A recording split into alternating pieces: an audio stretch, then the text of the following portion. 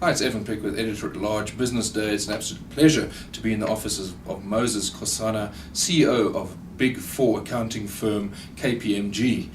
Moses, if I could just ask you about transformation in South Africa. We've got a new Empowerment Act that's come through. A lot of businesses are struggling to get their heads around this. What are the actual problems, and do you think this Act will be a solution going forward? I certainly think the Act will be a solution, but there is a long way to go.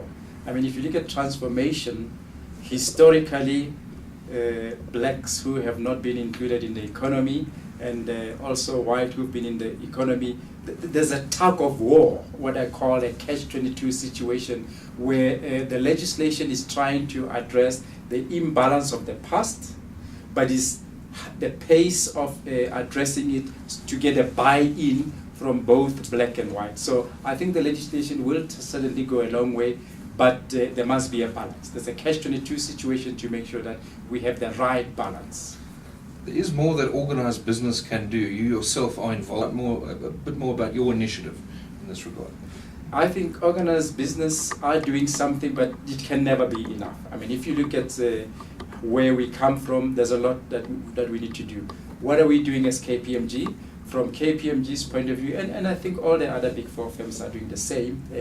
When we support the Tutuka project, we have a strategy whereby we have accelerated transformation, where we give bursaries to previously disadvantaged black through Tutuka Bursary Fund, but also inside our firms.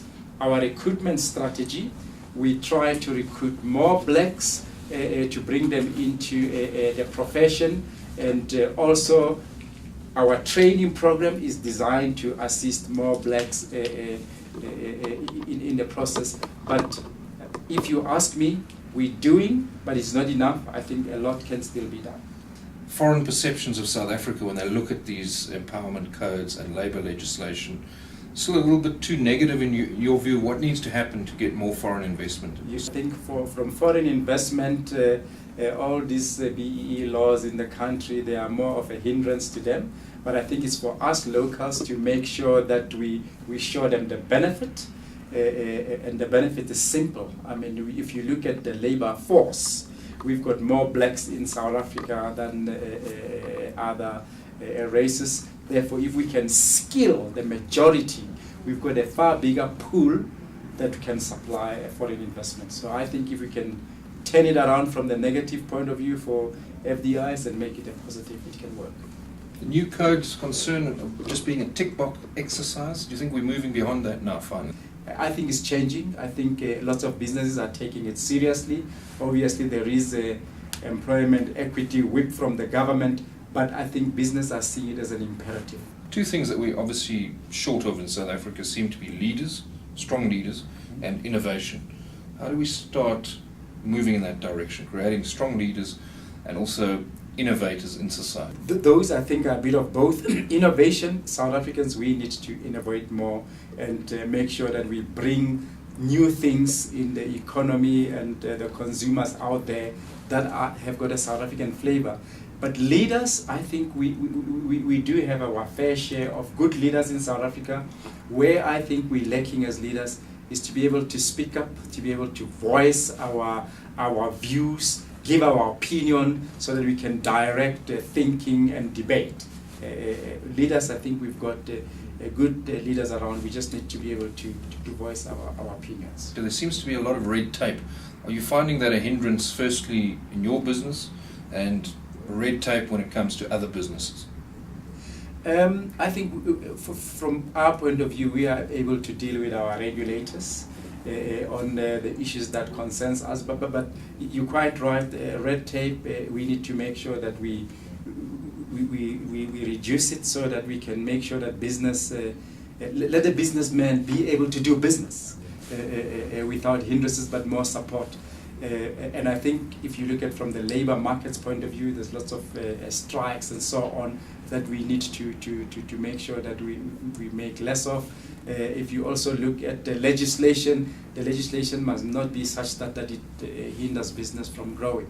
But I think we're managing. Hopefully we're coping well. A lot of competition now in the auditing and advisory space, accounting firm space. a lot of acquisitions happening in the mid-tier sector especially. Do you see a threat coming from that side? And secondly, KPMG as a business, how is your expansion going into Africa? From our point of view, on Africa, we are expanding very well, and we've got good project that we are rolling out across the continent. One of my role is chairman and CEO of KPMG Africa, and I collaborate very well with my African countries. Mergers and acquisition is something that we're looking at to bring the like-minded professionals that we can work together.